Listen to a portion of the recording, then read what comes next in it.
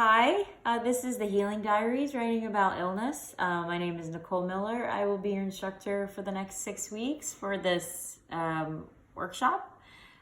This is a class that's based out of GrubStreet in Boston, although because it's online, we will be hosting writers from everywhere.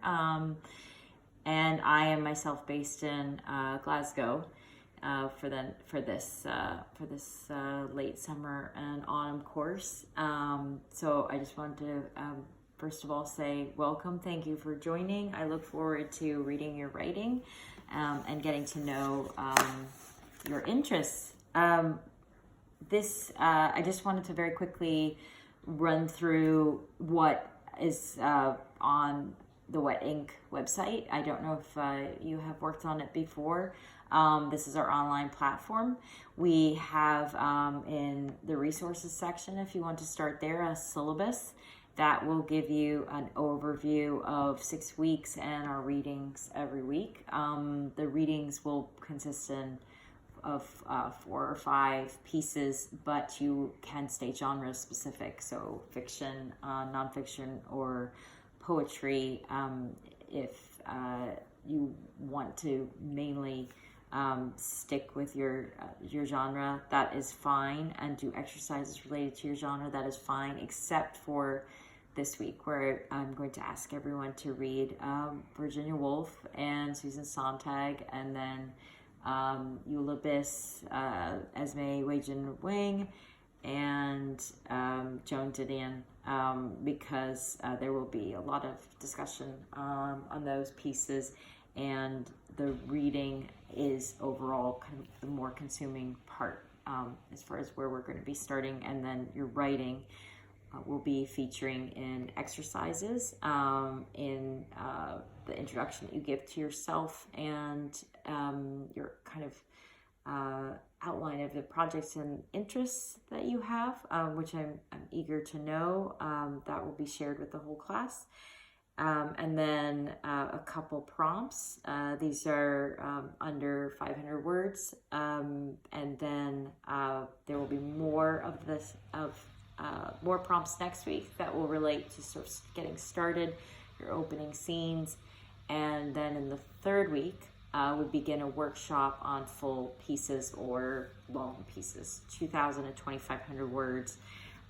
And if we have enough people for each genre, you'll be broken up into cohorts along those lines. If not, we will just be split in two, and you will be giving feedback within your group.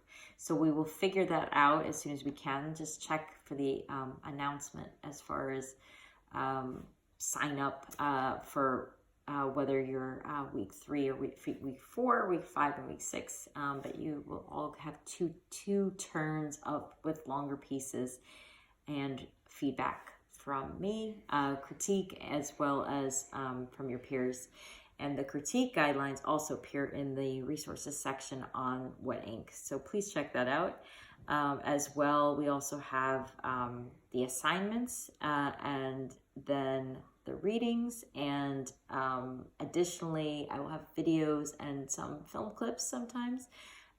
So take advantage of all of that, and let me know whether you want something else desperately included, because I could certainly consider more readings or sort of substitute some that I have right now for what's closer to your your own pursuits. So that is very open to that, but you can see where we're going by looking at the syllabus. I also wanted to start off by reiterating the title of this class, which is actually the Healing Diaries, writing about illness. This is my diary for the time being, featuring the Scotty dog.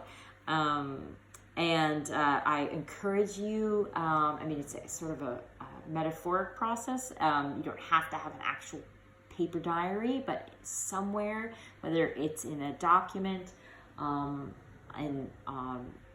your laptop, or it's notes that you keep, or it's actually a physical book, but a great thing to do is to sort of log your feelings, your observations, sketch out your projects, do drawings, use a notebook for quotations, just a place that it does not need to be shared. It's a kind of stash of your own personal review.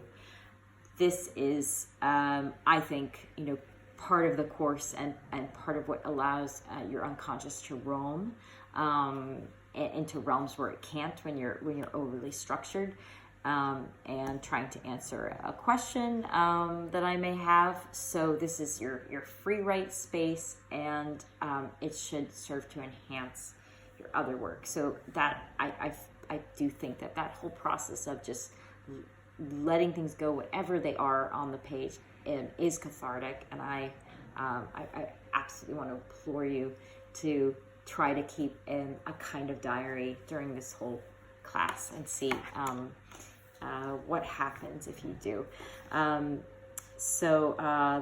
Those are sort of the main technical points to go over. A very quick dive into Virginia Woolf before you start reading, and then there will be a lecture on the readings to follow this introduction. But I feel that I have to start with On Being Ill, which was published in 1926 in the New Criterion, and it's a truly influential essay and a beautifully written piece. And I'm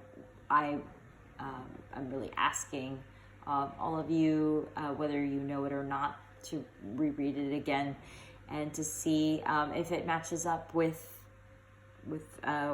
where you are on reading about illness, writing about illness, and disability, and care and medicine, and are just great big umbrella. Whether you agree with Virginia Woolf and her sense of the obstacles. I'm going to just give you this opening. Considering how common illness is, how tremendous the spiritual change that it brings, how astonishing when the lights of health go down, the undiscovered countries that are then disclosed, what waters and deserts of the soul a slight attack of influenza brings to light, what precipices and lawns sprinkled with bright flowers a little rise of temperature reveals, what ancient and obdurate oaks are uprooted in us in the act of sickness, how we go down into the pit of death and feel the waters of annihilation close above our heads and wake thinking to find ourselves in the presence of the angels and the harpers, when we have a tooth out and come to the surface in the dentist's armchair and confuse his rinse the mouth with the greeting of the deity stooping from the floor of heavens to welcome us. When we think of this as infinitely more, as we are so frequently forced to think of it, it becomes strange indeed that illness has not taken its place with love, battle, and jealousy among the prime themes of literature. Novels, one would say, one would have thought, would have been devoted to influenza, epic poems to typhoid, odes to pneumonia, lyrics to toothache. But no. With a few exceptions, De Quincey attempted something of the sort in The Opium Eater. There must be a volume or two about disease scattered through the pages of Proust. Literature does its best to maintain that its concern is with the mind, that the body is a sheet of plain glass through which the soul looks straight and clear, and save for one or two passions such as desire and greed, is null, negligible, and non-existent. On the contrary, the very opposite is true. Virginia Woolf starts with this premise that as carried away as we get in that moment in the dentist chair, in our pain and euphoria, that when we come back to Earth, the story is not really a great grab, and has been somewhat neglected thus far in literature. There are only a few citations she can make for readings that she thinks fit into this category, like De Quincey. and Proust. And then she gives her reason why, which is that literature's preoccupation is really with the mind and not with the body. Now, we are in the 21st century, I think, in a different place. And this is a more a time that is kind of embracing the physical and willing to look at gender differently, and able to, I think, talk about deterioration and decay, and we just have a different conception than Woolf did. So as a starting point, there is a lot more writing to deal with than she had in her stash at the time.